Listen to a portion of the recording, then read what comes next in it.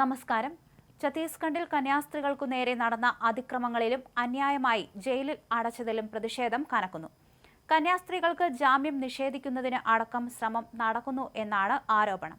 ഈയൊരു സാഹചര്യത്തിൽ തിരുവനന്തപുരം കാത്തലിക് ഫോറത്തിന്റെ ആഭിമുഖ്യത്തിൽ ഇന്ന് തിരുവനന്തപുരത്ത് ഐക്യദാർഢ്യ പ്രതിഷേധ റാലി നടത്തും. വൈകുന്നേരം 4-ന് പാളയം രക്തസാക്ഷി മണ്ഡപത്തിൽ നിന്ന് ആരംഭിക്കുന്ന റാലി രാജ്ഭവന് മുന്നിൽ സമാപിക്കും. ക്രൈസ്തവ സഭ മേലധ്യക്ഷന്മാർ നയിക്കുന്ന റാലിയിൽ വൈദികർ, സന്യസ്തർ, അൽമായ സംഘടനകൾ, വിശ്വാസികൾ എന്നിവർ പങ്കെടുക്കും. കർദിനാൾ Mar Baselios Cleemis Catholicos Bava, archbishop doctor Thomas J Netto, archbishop Mar Thomas Tharayil, bishop doctor R Christudas തുടങ്ങിയവർ റാലിയെ അഭിസംബോധന ചെയ്യും. ബി.ജെ.പിയുടെ ഇരട്ടത്താപ്പ് ഉയർത്തിക്കാണിച്ച് കോൺഗ്രസും ഇടതുപക്ഷവും രംഗത്തിറങ്ങുകയും സഭാ നേതൃത്വങ്ങൾ നിലപാട് കടുപ്പിക്കുകയും ചെയ്തതോടെ ഛത്തീസ്ഗഡ് സംഭവം കേരള രാഷ്ട്രീയത്തെ ചൂടുപിടിപ്പിക്കുന്നു. അറസ്റ്റിൽ പ്രതിഷേധിച്ച് വിവിധ കത്തോലിക്ക സഭാ നേതൃത്വങ്ങൾ ഇന്ന് തിരുവനന്തപുരത്ത് സംയുക്ത റാലി നടത്തും. ബിഷപ്പുമാർ കഴിഞ്ഞ ദിവസങ്ങളിൽ പ്രസ്താവനകൾ നടത്തിയെങ്കിലും പ്രതിഷേധത്തിന് മൂർച്ച പോരെന്ന് വിലയിരുത്തിയാണ് ഒന്നിച്ചിറങ്ങുന്നത്. എഡിറ്റോറിയൽ എഴുതിയാലും അരമനയിൽ ഒരുമിച്ചിരുന്ന് പ്രാർത്ഥിച്ചാലും മാത്രം പോരെന്ന മന്ത്രി വി ശിവൻകുട്ടിയുടെ വിമർശനത്തിനുള്ള മറുപടി കൂടിയാണിത്. ഛത്തീസ്ഗഡിൽ അന്യായമായി തടവിലാക്കപ്പെട്ട കന്യാസ്ത്രീമാർ പുറത്തിറങ്ങുന്നതുവരെ പ്രതിഷേധം തുടരുമെന്ന് CBCI പ്രസിഡന്റും അതിരൂപത ആർച്ച് ബിഷപ്പുമായ മാർ ആൻഡ്രൂസ് താഴത്ത് അറിയിച്ചിട്ടുണ്ട്. ഇന്ത്യൻ ഭരണഘടനയെ ബന്ദിയാക്കരുത്. ക്രിസ്ത്യാനികൾക്ക് ഇന്ത്യയിൽ ജീവിക്കാനുള്ള സ്വാതന്ത്ര്യം അനുവദിക്കണം.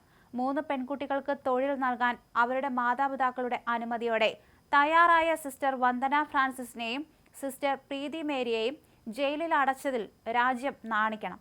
ഭരണഘടനയ്ക്ക് വിരുദ്ധമായ നടപടിയാണിത്, മാർ ആൻഡ്രൂസ് താഴത്ത് പറഞ്ഞു. രാഷ്ട്ര നിർമ്മിതിക്ക് ഏറ്റവും അധികം സംഭാവന നൽകിയ മതവിഭാഗമാണ് ക്രൈസ്തവർ.